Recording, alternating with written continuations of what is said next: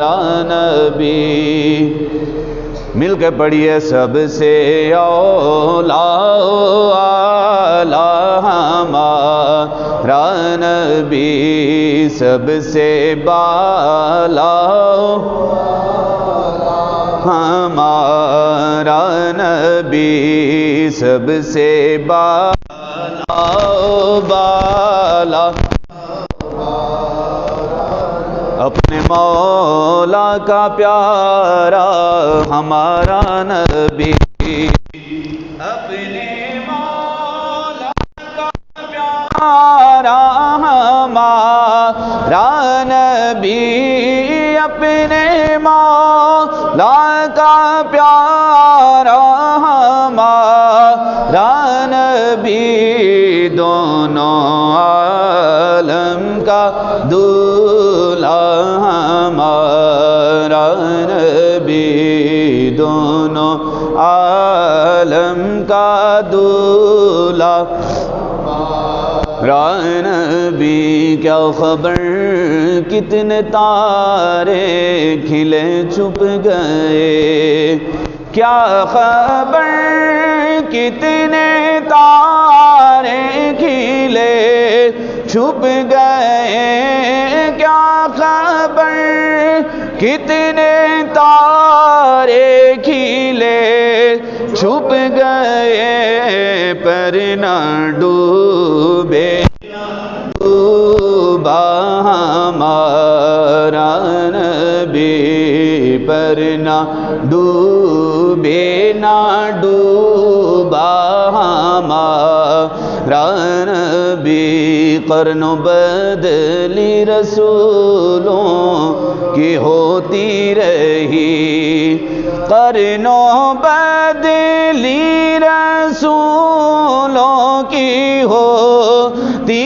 رہی قرنوں بدلی رسولوں کی ہوتی رہی چاند بدلی کا نکلا ہمارا نبی چاند بدلی کا نکلا ہمارا نبی کون دیتا ہے دینے کو منہ چاہیے کون دیتا ہے دینے کو منہ چاہیے کون دیتا ہے دینے کو منہ چاہیے دینے والا ہے سچا ہمارا نبی دینے والا ہے سچا ہمارا نبی غمزدوں کو رضا معید دیجی کے ہیں غمزدوں کو رضا معید دیجی کے ہیں غمزدوں کو رضا معید دیجی کے ہیں بے کسوں کا سہارا ہمارا نبی بے کسوں کا سہارا ہمارا نبی الحمدللہ ثم الحمدللہ اللہ تبارک و تعالیٰ کے فضل و کرم سے اسی کی جود و سخا سے عطائے رب ذوالجلال سے مہربانی رب کائنات سے اللہ تبارک و تعالیٰ نے ہمیں ایک بار پھر جمعۃ المبارک کے بابرکت اور سعادت والے دن سے نوازا ہے دعا ہے کہ اللہ رب العزت ہمارا یہ مل بیٹھنا اس کا اور اس کے حبیب صلی اللہ علیہ وسلم کا ذکر کرنا مسائل فقیہ کا سمجھنا ان پر عمل کرنا حسب استطاعت ان کی تبلیغ و تشریح کرنا اللہ تعالیٰ اپنی بارگاہ میں قبول و مقبول فرمائے اللہ تعالیٰ آج کے اس بابرکت دن کے طفیل ہم سب کو اعمال حسنہ، افعال حسنہ اور اخلاق حسنہ کی دولت سے مالا مال فرمائے، نیکیاں کرنے کی توفیق عطا فرمائے، گناہوں سے بچنے کی توفیق عطا فرمائے۔ اللہ رب العزت ہم سب کی یہ حاضری اپنی بارگاہ میں قبول و مقبول فرمائے۔ احباب ذی وقار، اللہ تبارک و تعالی قرآن مجید فرقان حمید میں ارشاد فرماتا ہے وَإِنَّكَ لَعَلَىٰ خُلُقٍ عَظِيمٍ، اور بے شک آپ کی خوبو بڑی شان والی ہے، بڑی عظمت والی ہے۔ یعنی رسول اللہ صلی اللہ علیہ وسلم کے متعلق اللہ رب العزت نے ارشاد فرمایا کہ اے محبوب صلی اللہ علیہ وسلم، آپ کا خلق عظیم ہے، آپ کا خلق، آپ کا خلق، آپ کی خلق سب کچھ عظیم ہے۔ سیدہ صدیقہ رضی اللہ تعالیٰ عنہا سے روایت فرماتی ہیں کہ ایک صحابی نے مجھ سے دریافت کیا رسول اللہ صلی اللہ علیہ وسلم کا خلق کیا تھا، خلق عظیم کیا تھا سرکار صلی اللہ علیہ وسلم کا؟ تو سیدہ صدیقہ رضی اللہ تعالیٰ عنہ نے فرمایا اما تقرأ القرآن، کیا آپ قرآن کی تلاوت نہیں کرتے؟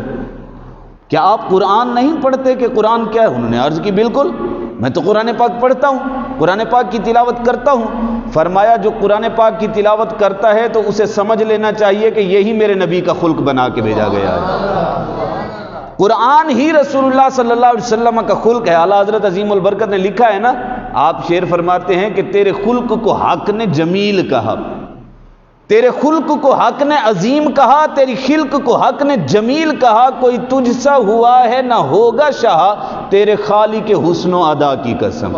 یعنی اللہ رب العزت فرماتا ہے اپنے محبوب کے بارے میں کہ اے محبوب تیرا خلق سب سے بڑا عظیم ہے۔ تو رسول اللہ صلی اللہ علیہ وسلم نے ارشاد فرمایا کہ مومن کے نامہ اعمال میں قیامت کے دن جب میزان کیا جائے گا تو اس کے نامہ اعمال میں سب سے زیادہ جو بھاری چیز ہوگی، سب سے زیادہ جو وزنی چیز ہوگی وہ حسن اخلاق ہوگا کہ ہر بندے کی نیکیاں الگ ہوں گی، ہر بندے کے نفلی اعمال الگ ہوں گے، لیکن جس کے پاس حسن اخلاق ہوگا اللہ اسے تمام جہان کی نفلی عبادت کا ثواب عطا فرمائے گا۔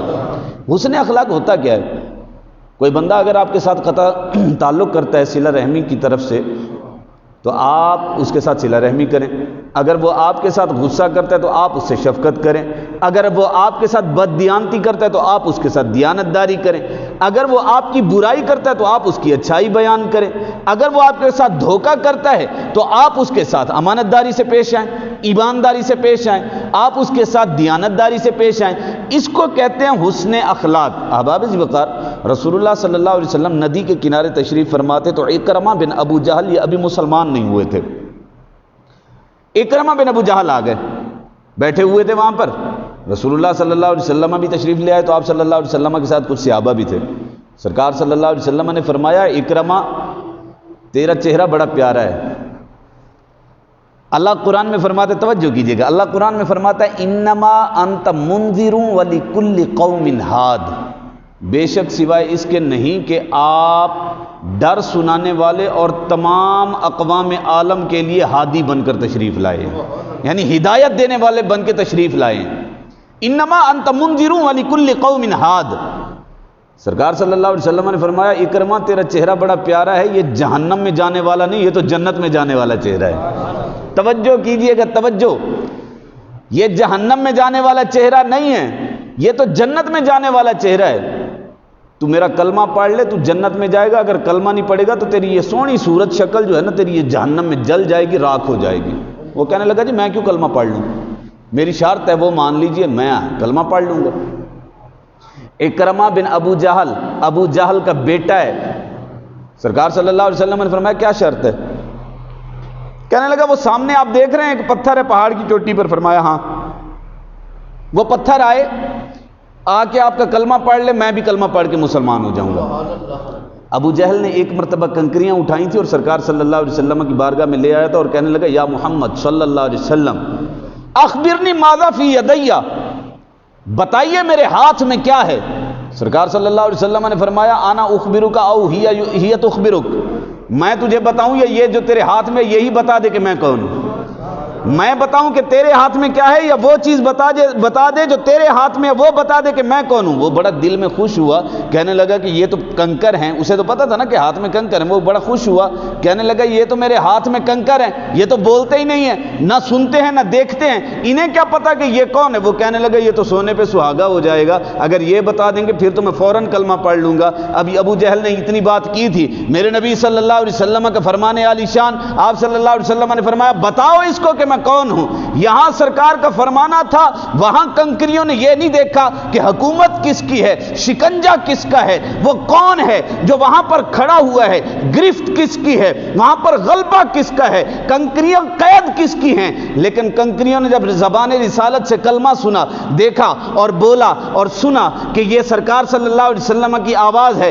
ہمیں فرما رہے ہیں کہ بتاؤ میں کون ہوں، کنکریوں نے بآواز بلند کہا نشہد اللہ الہ الا اللہ ونشہد ان محمد رسول اللہ، ہم گواہی دیتے ہیں کہ اللہ کے آپ آخری رسول ہیں، اللہ وحدہ لا شریک ہے، آپ اللہ کے آخری رسول ہیں۔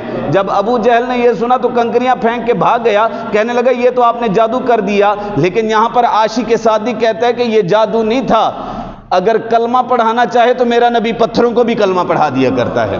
انما انت منذر ولکل قوم ہاد، بے شک آپ تمام اقوام عالم کے لیے ہادی بن گیا۔ اکرمہ بن ابو جہل نے کہا کہ جی میری یہ شرط ہے کہ وہ پتھر آئے آ کے کلمہ سنا دے، میں آپ کا کلمہ پڑھ لوں گا۔ سرکار صلی اللہ علیہ وسلم نے فرمایا یہی، کہنے لگا بالکل۔ آپ صلی اللہ علیہ وسلم نے اشارہ کیا، میں روایت مختصر کر کے بیان کرتا ہوں، اشارہ کیا۔ راوی کہتے ہیں کہ ہم نے دیکھا کہ پہاڑ پر ہلکا سا زلزلہ آیا، تھوڑی سی جنبش ہوئی، وہ پتھر اپنی جگہ سے نکلا، بالکل ہلا، اپنے جسم کو اس نے ہلایا، وہ پتھر لڑھکتا ہے، پہاڑ سے نیچے آتا ہے۔ سرکار صلی اللہ علیہ وسلم ندی کے اس کنارے ہیں، پتھر اس کنارے ہے، روایت ہے، بڑی ذمہ داری کے ساتھ بیان کر رہا ہوں۔ احباب ذی وقار راوی کہتے ہیں کہ ہم نے دیکھا، فواللہ خدا کی قسم، وہ پتھر لڑھکتا ہوا زمین پر آیا، پھر وہ بالکل جیسے پتھر لڑھکتے ہیں اسی طرح لڑھکتا ہوا وہ ندی کے اندر آ کے گرتا ہے۔ ندی میں وہ ایسے تیرا جیسے کوئی انسان تیرتا ہے، تیرتا تیرتا دوسرے کنارے پر آیا، بآواز بلند اس نے کہا اشہد اللہ الہ الا اللہ و اشہد ان محمد رسول اللہ، میں گواہی دیتا ہوں آپ اللہ کے رسول ہیں، میں گواہی دیتا ہوں اللہ وحدہ لا شریک ہے، میں یہ گواہی دیتا ہوں کہ وحدہ لا شریک کے آپ آخری رسول ہیں۔ جب یہ آواز سننی تھی، سرکار صلی اللہ علیہ وسلم نے فرمایا ارجع الی مکانک، جا اپنی جگہ پہ واپس لوٹ جا۔ اب اکرمہ بن ابو جہل دیکھ رہے ہیں کہ پتھر واپس تیرتا ہوا جاتا ہے، وہ لڑھکتا ہے، دوبارہ اسی جگہ پر جاتا ہے، پہاڑ کے اوپر جاتا ہے، اپنی جگہ جا کے پیوست ہو جاتا ہے، یوں لگتا ہے یہاں سے کچھ نکلا ہی نہ تھا۔ جب یہ دیکھنا تھا، اکرمہ بن ابو جہل کے دل کی دنیا روشن ہو گئی، کلمہ پڑھا اور میرے نبی کے غلاموں میں شامل ہو گیا۔ باپ کافر بیٹا جنتی ہیں، باپ کافر رہ گیا بیٹا جنتی ہو گیا۔ احباب ذی وقار خلق عظیم دیکھیں۔ اب یہی ابو جہل تھا جو سرکار صلی اللہ علیہ وسلم کو تکلیفیں دیتا، یہی ابو جہل تھا جو سرکار صلی اللہ علیہ وسلم کو گالیاں دیتا، یہی ابو جہل تھا جو سرکار صلی اللہ علیہ وسلم کو ڈنڈے، سر مبارک میں ڈنڈا مارا، خون نکلنا شروع ہو گیا۔ حضرت امیر حمزہ رضی اللہ تعالیٰ عنہ کے پاس لونڈی گئی اور کہنے لگی امیر بنے پھرتے ہو، آپ لوگ رئیس ہو، ایک اپنے بھتیجے کی حفاظت نہیں کر سکتے۔ حضرت امیر حمزہ رضی اللہ تعالیٰ عنہ فرمانے لگے کہ ہوا کیا ہے؟ وہ کہنے لگی کہ آپ کے بھتیجے محمد بن عبداللہ کو ابو جہل نے کوہ صفا پر میری آنکھوں کے سامنے ڈنڈا مارا ہے۔ اللہ اکبر! وہ نبی کس کے لیے چوٹ کھاتا تھا یار؟ وہ نبی کس کے لیے مار کھا رہا ہے؟ وہ نبی کس کے لیے تکلیف سہ رہا ہے؟ اگر سرکار صلی اللہ علیہ وسلم چاہتے تو ایک بار دعا کر دیتے، جس طرح طائف کے میدان میں کھڑے ہوئے تھے، وہاں پر فرشتہ آ گیا کہ محبوب تو دعا کے لیے ہاتھ اٹھا، بس اجازت دے، اجازت، آپ اجازت دیں یہی تہس نہس کر دوں گا۔ فرمایا نہیں نہیں، آج جو مجھ پر پتھر برسا رہے ہیں کل انہی کے بچے میرے نام پر جانے قربان کریں گے۔ اس کو کہتے ہیں خلق عظیم، اخلاق حسن۔ حضرت امیر حمزہ رضی اللہ تعالیٰ نے فرمانے لگے ہوا کیا ہے؟ کہنے لگی کہ آپ کے بھتیجے محمد بن عبداللہ کو ابو جہل نے ڈنڈا مارا ہے اور ان کے سر مبارک سے خون نکلنا شروع ہو گیا۔ تو حضرت امیر حمزہ رضی اللہ تعالیٰ نے اس وقت شکار سے آ رہے تھے، شکار سے تشریف لا رہے تھے تو آپ نے وہ شکار وہیں پر پھینکے، گھوڑے پر ہی چلے گئے، سیدھا مکہ شریف میں پہنچے تو ٹولیاں لگی ہوئی تھی، چھوٹی چھوٹی ٹولیاں بنا کے نا سارے وہاں پر جتنے بھی کافر ہوتے تھے، یہودی مشرک وہاں پر سارے بیٹھے ہوئے تھے، مشرکین مکہ اکٹھے ہو جاتے تھے اور قصے کسولیاں کرتے تھے، زمانہ جاہلیت کے اپنے آباء و اجداد کے واقعے سنانے، ایسے جھوٹی کہانیاں بھی بنا بنا کے سناتے رہنا۔ اب حضرت امیر حمزہ رضی اللہ تعالیٰ عنہ اس وقت مسلمان نہیں ہوئے تھے۔ انما انت منذر ولکل قوم ہاد، میرے نبی کی محبت میں اگر کوئی شخص ایک جملہ بھی بولتا ہے تو اللہ اسے گمراہ نہیں مرنے دیتا بلکہ ہدایت عطا فرما دیتا ہے۔ رسول اللہ کی محبت ہی اتنی عظیم چیز ہے۔ تو حضرت امیر حمزہ رضی اللہ تعالیٰ نے جب تشریف لائے، دیکھا ابو جہل ایک جگہ پر بیٹھا ہوا تھا تو آپ سیدھے ہی گئے، سیدھے گئے، آپ کے ہاتھ میں ڈنڈا تھا، آپ بڑے خوبصورت نوجوان تھے اور بڑے کڑیل قسم کے پہلوان تھے، آپ نے جاتے ہی کھینچ کے تھپڑ ماری اور ایک روایت میں مکہ مارا، منہ سے خون نکلنا شروع ہو گیا۔ اب ابو جہل کے جتنے بھی حواری تھے، جاننے والے تھے، وہ بھی آگے انہوں نے کہا کہ ہم اپنے سردار کو بچاتے ہیں، تو ابو جہل نے کہا رک جاؤ، پیچھے ہو جاؤ، بندے کے سر پر خون سوار ہے تو اس نے ابھی دیکھنا نہیں ہے، قتل و غارت ہو جائے گی۔ تو حضرت امیر حمزہ رضی اللہ تعالیٰ نے فرمانے لگے خبردار، تو کیا سمجھتا ہے کہ محمد بن عبداللہ اکیلے ہیں؟ ان کے چچے مر گئے، جب تک میں زندہ ہوں اگر تو نے میرے بھتیجے کی طرف میلی آنکھ سے دیکھا میں تیری آنکھیں نکال لوں گا۔ یاد رکھ کہ جس دین کی وہ تبلیغ کر رہا ہے آج کے بعد امیر حمزہ بھی اسی تبلیغ کا حصہ بن گیا ہے۔ حضرت امیر حمزہ رضی اللہ تعالیٰ نے دعویٰ تو کر گئے، واپس آئے اپنے گھر میں، شیطان نے وسوسہ ڈالا کہ امیر حمزہ یہ کیا کر دیا تم نے، تم قریش مکہ کے سردار ہو، رئیسان مکہ میں سے ہو، سرداری جب سامنے آ جاتی ہے نا تو بندہ بڑے ناانصافی کے فیصلے کر جاتا ہے۔ کوئی وڈ وڈیرے کے پاس اگر آپ چلے جائیں اور اس کا بیٹا اگر کسی مقدمے میں پھنسا ہوا تو اس کی کوشش ہوتی ہے کہ اپنے غلط بیٹے کو بھی صحیح ثابت کرنے کی کوشش کرتا ہے، اور یہ ہوتی ہے آزمائش، یہ ہوتا ہے امتحان، یہ ہوتا ہے وقت صحیح فیصلہ کرنے کا، یہ ہوتا ہے وقت اللہ رب العزت کی بارگاہ میں حاضری دینے کا۔ حضرت امیر حمزہ رضی اللہ تعالیٰ عنہ جب واپس آئے، شیطان نے آپ کو وسوسہ ڈالا تو آپ نے سوچا کہ یار کیا ہو سکتا ہے، ساری رات بڑی کشمکش میں گزری، صبح ہوئی تو مدینے والے کے پاس تشریف لے گئے، سرکار صلی اللہ علیہ وسلم کی بارگاہ میں حاضر ہوئے، اگر عرض کی دل بڑا کمزور ہے، ساری رات میں سو نہیں پایا، سرکار صلی اللہ علیہ وسلم نے فرمایا چچا ابھی کس بات کی دیر کر رہے ہو، اب تو کلمہ پڑھ کے میرے غلاموں میں شامل ہو جاؤ۔ فرمانے لگے کہ میرا دل نہیں مان رہا، کبھی اس طرف جاتا ہے کبھی اس طرف جاتا ہے۔ فرمایا چچا تو چھوڑ دے سب کچھ، یہ قریش مکہ کی سرداری، یہ رئیسی، یہ سب کچھ بھول جا، جب تو اللہ رب العزت کے نبی کا کلمہ پڑھ لے گا، جب اس کے نبی کے غلاموں میں شامل ہو جائے گا تو رب تجھے اس سے زیادہ عزت عطا فرمائے گا۔ وہ وقت ایسا تھا کہ مصطفیٰ کے منہ سے لفظ نکلنے تھے، امیر حمزہ کے دل کی دنیا روشن ہونی تھی، انہوں نے کہا اب دیر مت کیجئے، کلمہ پڑھائیے اور اپنے غلاموں میں شامل فرما لیجئے۔ اس کو کہتے ہیں اخلاق حسنہ۔ احباب ذی وقار، حضرت ابو درداء رضی اللہ تعالیٰ عنہ فرماتے ہیں کہ رسول اللہ صلی اللہ علیہ وسلم نے فرمایا مومن کے نامہ اعمال میں سب سے بھاری چیز حسن اخلاق ہوگی۔ آج ہمیں کوئی ایک گالی دیتا ہے تو ہم اسے 10 گالیاں دیتے ہیں، بلکہ کسی نے گالی دی تو بعد میں بس پتہ یہی چلتا ہے کہ وہ بندہ 10-12 ٹانگ کے اپنے سر میں لگوا کے پھر رہا ہے۔ آج اگر کوئی ہم سے اوئے کر کے بات کرتا ہے تو ہم اس کو پتھر مارتے ہیں، جسے کہتے ہیں نا اینٹ کا جواب پتھر سے۔ اب اگلے بندے کو اینٹ اٹھانے کی ضرورت ہی نہیں پڑتی، پتھر پہلے سے تیار ہوتا ہے۔ بلکہ اب تو یہاں تک دنیا ایک دوسرے سے بیزار ہو چکی ہے کہ چھوٹے بچے آپس میں لڑتے ہیں، اس لڑائی میں بڑے کودتے ہیں، اور بڑے کودنے کے بعد یہ دشمنی پیدا ہوتی ہے جو نسل در نسل چلتی ہے، 40-50 بندے قتل ہو جاتے ہیں، 25-30 سال یا 100 سال یہ دشمنی چلتی ہے، اس کے بعد صلح ہو جاتی ہے۔ بھئی ان لوگوں کا قصور کیا تھا؟ رسول اللہ صلی اللہ علیہ وسلم نے فرمایا کہ میں دنیا میں اخلاق کو مکمل کرنے اور اتمام کرنے کے لیے آیا ہوں، میں اخلاق کو ان کے حق تک پہنچانے کے لیے آیا ہوں کہ جب بندہ اخلاق حسنہ کے ساتھ بات کرتا ہے، اخلاق حسنہ کے ساتھ بات سنتا ہے تو اللہ تبارک و تعالی نہ صرف اسے عزتیں عطا فرماتا ہے بلکہ اس کی عمر میں بھی برکتیں عطا فرماتا ہے۔ احباب ذی وقار، اخلاق حسنہ ہے کیا؟ نیکی کرتے ہیں نا ہم، نیکی تو نیکی کرنے میں یہ سارا دن خیال آتا ہے سبحان اللہ ہم نے صدقہ دیا۔ اللہ کے بندے ذرا سنو اللہ رب العزت کیا فرماتا ہے۔ سرکار صلی اللہ علیہ وسلم نے فرمایا اللہ فرمائے گا شہید کو لے آؤ، شہید آ جائے گا۔ شہید جانتے ہیں شہید کیا ہوتا ہے؟ جس کے خون کا قطرہ زمین پر بعد میں گرتا ہے اللہ رب العزت اس کی پہلے مغفرت فرما دیتا ہے، یہ ہے شہید۔ اور میرے نبی کی ایک سنت عطا فرماتا ہے 100 شہیدوں کا ثواب۔ سرکار صلی اللہ علیہ وسلم کے صحابہ بیٹھے ہوئے تھے، اب یہ جو حدیث میں بیان کرنے جا رہا ہوں نا یہ آپ لوگوں کے پاؤں سے زمین کھینچ لے گی۔ سرکار صلی اللہ علیہ وسلم صحابہ کے درمیان بیٹھے ہوئے تھے، فرمایا میرے صحابہ کبھی اپنے اعمال پر تکبر نہ کرنا، کبھی مان نہ کرنا کہ ہمیں ہمارے اعمال جنت میں لے کر جائیں گے۔ یا رسول اللہ صلی اللہ علیہ وسلم اعمال جنت میں نہیں لے کر جائیں گے؟ فرمایا نہیں۔ توجہ، فرمایا نہیں یا رسول اللہ آپ کو بھی نہیں، فرمایا مجھے بھی نہیں لے کر جائیں گے۔ آپ کو بھی آپ کے اعمال جنت میں نہیں لے کر جائیں گے؟ فرمایا نہیں۔ تو یا اللہ، یا رسول اللہ صلی اللہ علیہ وسلم پھر جنت میں جائے گا کون؟ فرمایا جس پر میرے رب کا فضل ہو جائے گا اللہ اسے جنت عطا فرما دے گا۔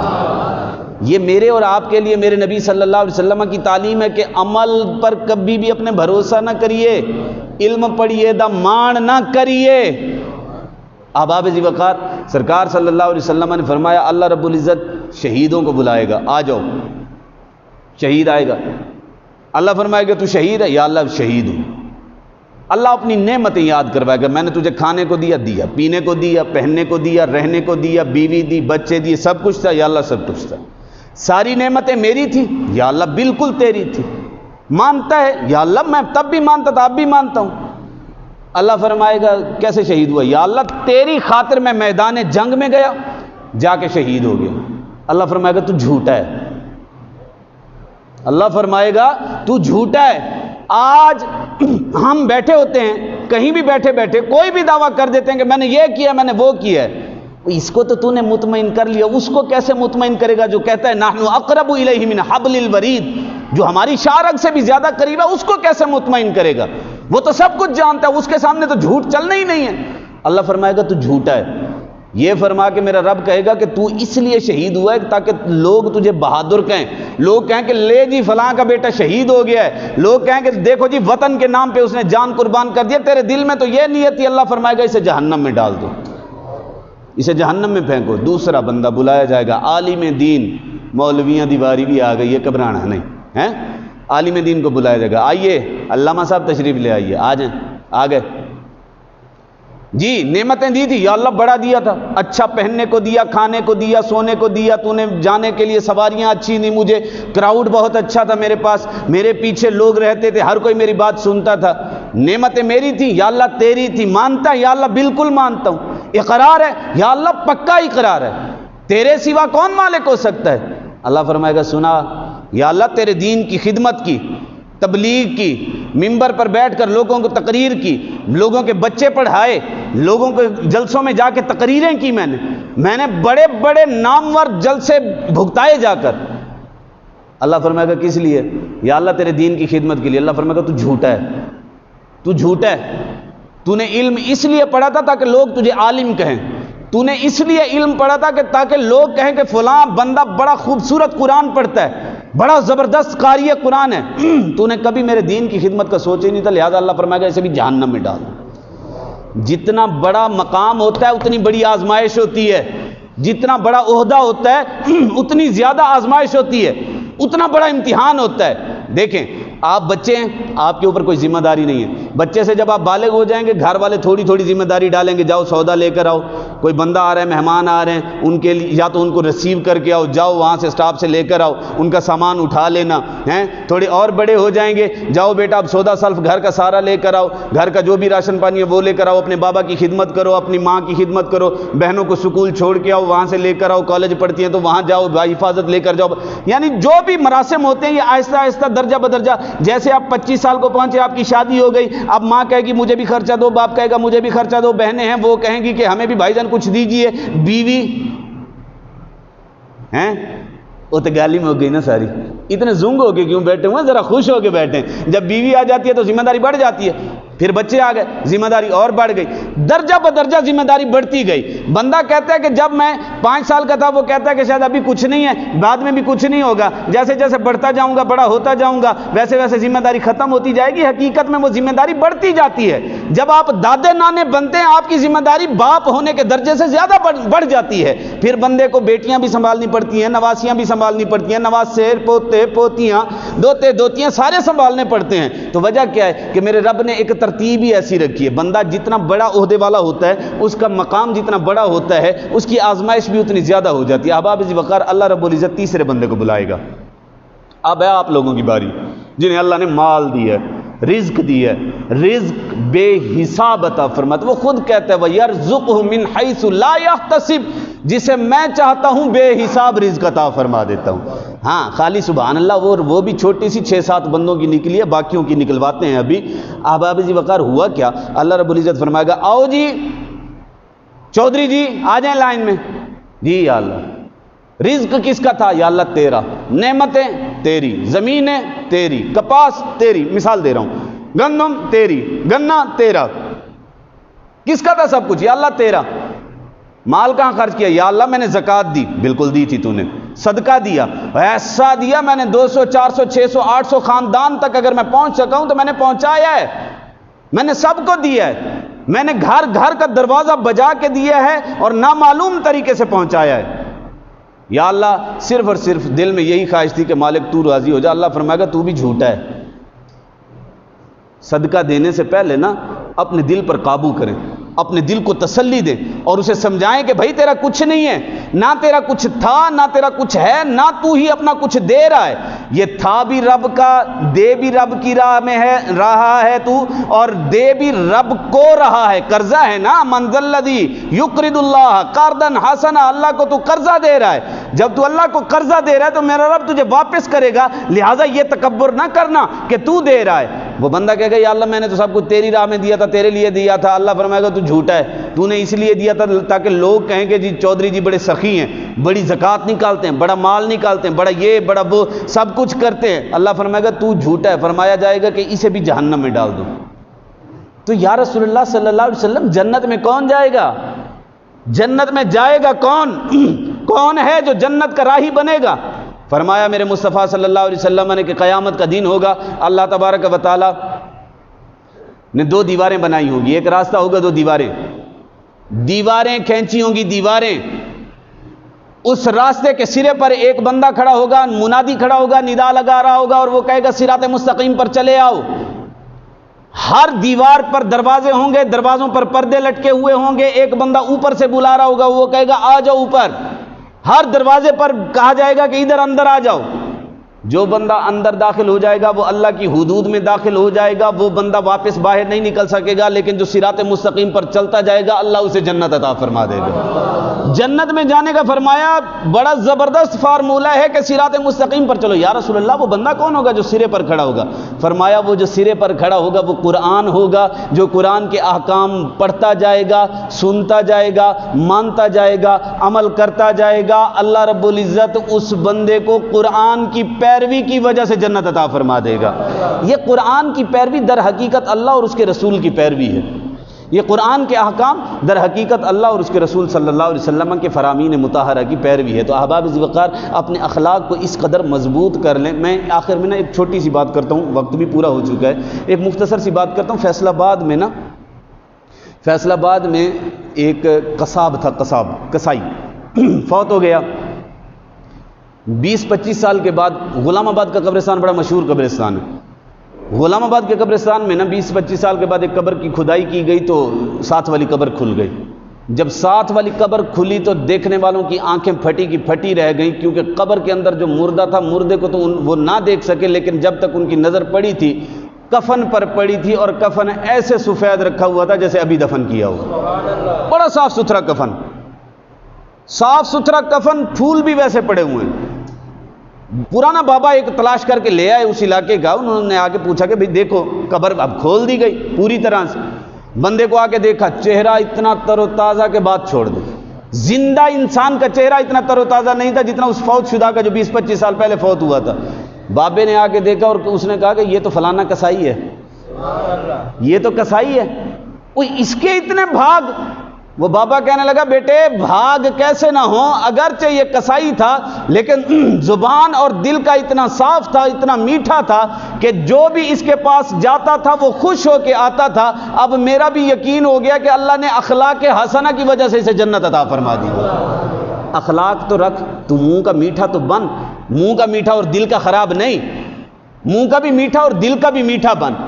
تاکہ تیرا دل اور تیرا منہ جب ایک ہو جائے گا، اقرار باللسان تصدیق بالقلب، زبان سے اقرار ہو، دل سے تصدیق ہو، جب تو اس نہج پر پہنچے گا تو تو جو بھی جملہ رب کی بارگاہ میں جو بھی جملہ نکالے گا، میرا رب تیرا ہر جملہ قبول فرما لے گا، ہر جائز دعا قبول فرما لے گا۔ تو احباب ذوالوقار، آج کا ہمارا جو درس ہے، آج کا جو ہمارا خطبہ ہے، اس کا صرف اور صرف لب لباب یہی ہے کہ اپنی زبان اور اپنے اخلاق کو اس قدر اچھا کر لیں کہ آپ خود سے مطمئن ہو جائیں، آپ خود سے مطمئن ہو جائیں، کیونکہ بندہ اپنے آپ سے جس دن مطمئن ہو جائے گا نا، شیطانی طور پر نہیں، اللہ رب العزت کی بارگاہ میں حاضر ہوتے ہوئے رحمانی طور پر جب وہ بندہ اپنے آپ سے مطمئن ہو جائے گا، اس دن وہ احکم الحاکمین کے محبوب بندوں میں سے بن جائے گا۔ اللہ رب العزت ہم سب کو اپنی جناب سے، غیب سے اور رزق عطا فرمائے، اور اللہ تبارک و تعالی اخلاق حسنہ کی دولت سے مالا مال فرمائے۔ وما علینا الا البلاغ المبین۔